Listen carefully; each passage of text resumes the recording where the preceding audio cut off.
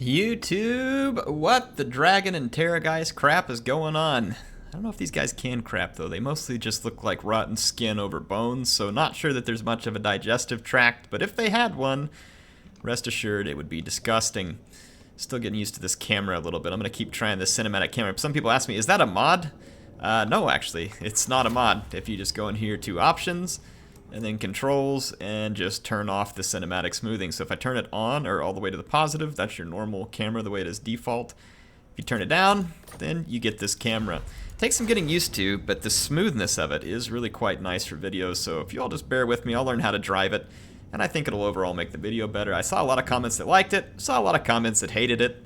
Let's give it a shot for a couple more videos. But in any case, I've got the Red Duke here on a dragon, as you can see, flanked by 2 Terrorgeist. And for a main army, I've got several zombies. Yes, indeed. Ready to soak up the charge for their stronger vampire count brethren in the background. So yeah, this is my vampire army. I'm going to have 3 Graveguard here, a couple of spearmen on the flanks, 4 crypt ghouls for some poison, and then the zombies to break the charge. So all of my large and anti-large is all right here in this leadership group. Somewhat risky, but also a very powerful hit squad. And against these high elves, we're going to need it. Let's just take a look at the troops that have been fielded here by my opponent. He's got some witch elves. There is 2 blackguard in the back. He's got 1 Harganeth executioner.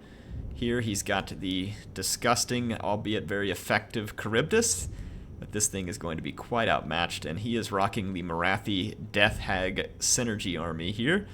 And it is quite effective when they start working together. There's your Death Hag, and there's Morathi. I think that might have been more appropriate to put them into a Blackguard unit, honestly. But he's chosen to put them in with the Harganeth. Here are some Black Ark Corsairs with handbows, and then some Sisters of Slaughter. So he's got a very small army, and I think that he is all set up to take out a mostly infantry build, maybe against a little bit of Blood Knights, or maybe a single dragon or something like that. I don't know that he's very well set up to take on what I have here. So I'm going to start using my breath attacks on his expensive infantry to see what kind of damage can be done. So he started shooting at me with the handbows. I did 1 breath attack on his Charybdis. And I was like, you know what, it's pretty effective, but he knows it's coming now. Fortunately for me, the handbows are not armor piercing.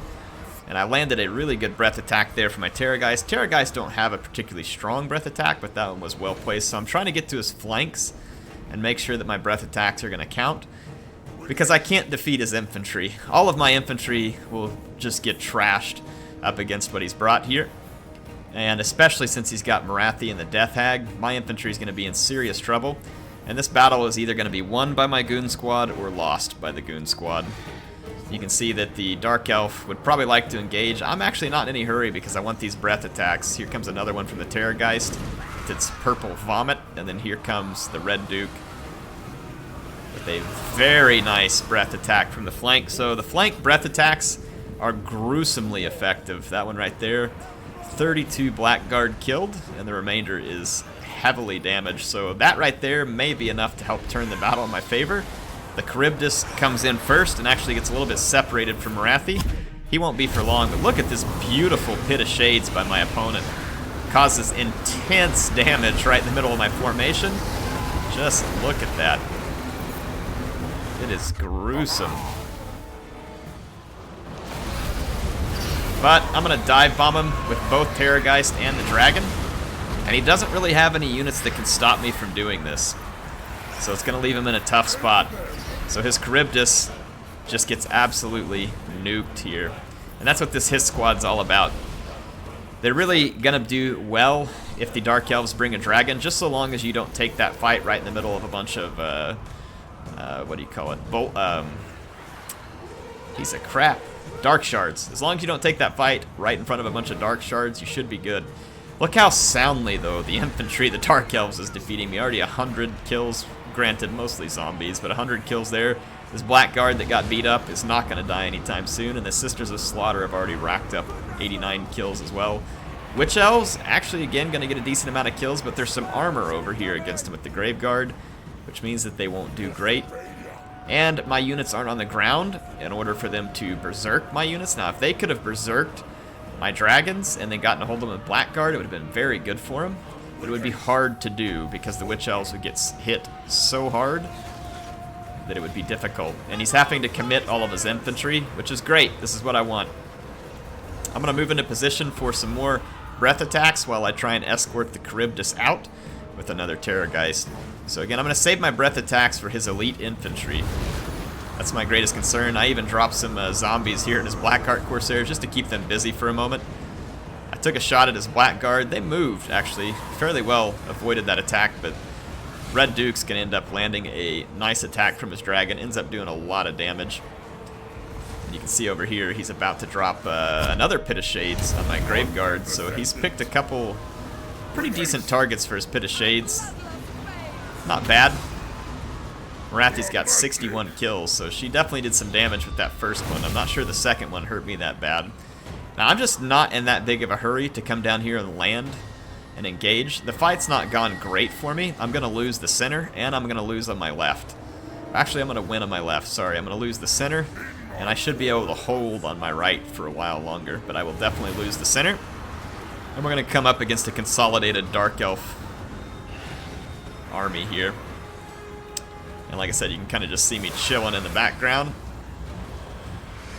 He's going to use Soul Stealer on the Red Duke. It's a good idea for him to keep Morathi alive, but it also takes a lot of magic out of him.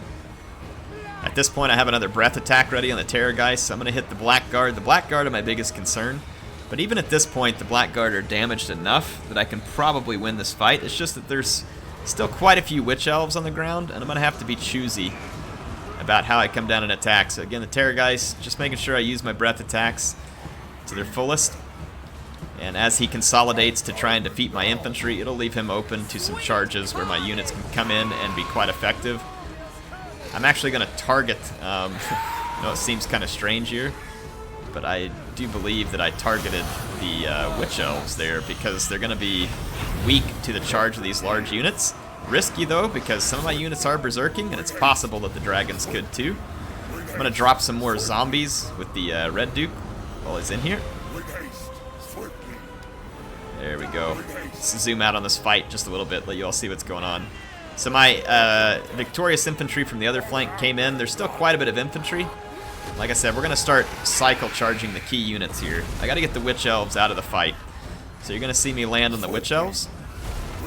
What also may have been smarter here would maybe be for me to have started charging in from the different flanks so that we could cause the most leadership damage. But with Morathi and a Death Hag still alive in the middle of this fight, and Blackguard, Sisters of Slaughter, these are not units that you're just going to rout with huge ease. More zombies. So again, my goal is to keep as many hit points on the ground as I can. These zombies are going to pop up and do a nice job of causing fear, while the terror is unleashed from above. Terror indeed.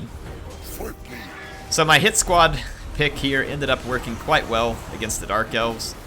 It's not going to work great necessarily against all of their armies. If your opponent brings a lot of Dark Shards and he's got decent stuff to protect them, this could get a lot tougher, because you're going to find yourself getting hit by armor-piercing missiles and potentially having to fight off a Malekith on a Seraphon. And then if there's Witch Elves on the ground with Blackguard, I mean, it could get a lot trickier to try and do this, and that's where you got to use your infantry and your zombies to your advantage. One thing you can do if you ever see Witch Elves charging towards you, for instance, is you drop a zombie unit in front of them and don't let them get to your dragon. So the vampires actually have a lot of tricks up their sleeves, and the craftier you are with your Raise the Dead, the more slippery you'll find that your vampire leadership is, and the more effective they are. So I think the vampires online are a highly underestimated faction right now. They're not bad. People all think they're bad because of some of the nerfs. They're really not. The vampires are just about as good as they've always been. Maybe a little weaker since the Mortis engine was nerfed, but I mean, they're still a great faction.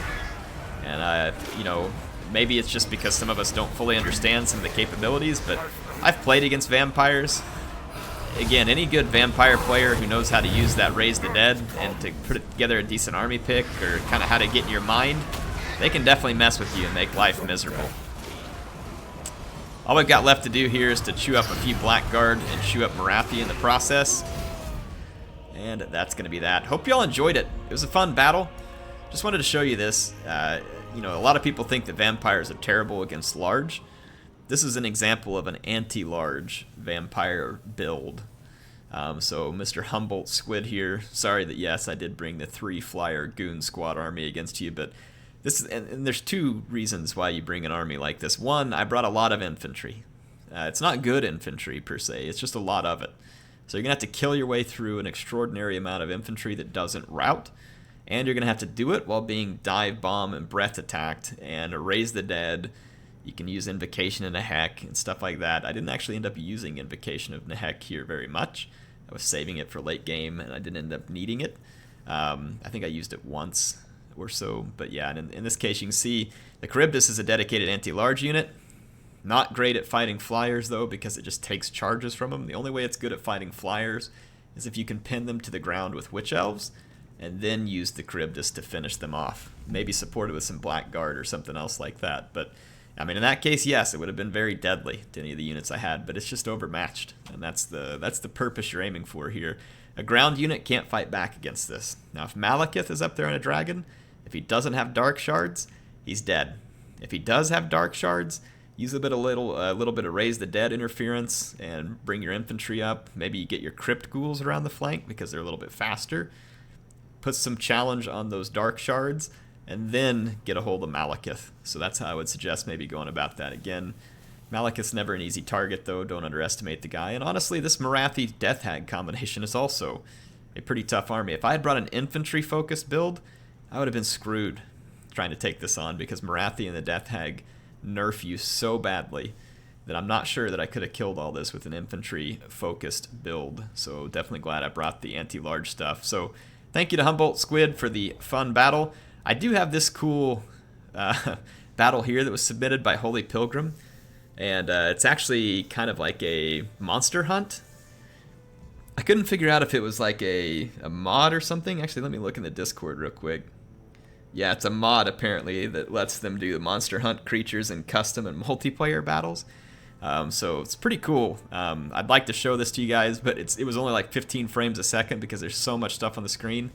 When I get my regular processor back in and get everything set up, maybe I can run it in slightly better frame rates and I will record it for you, but it does look like a lot of fun. If y'all enjoyed this, make sure to like the video. It helps me out and it helps other people find this.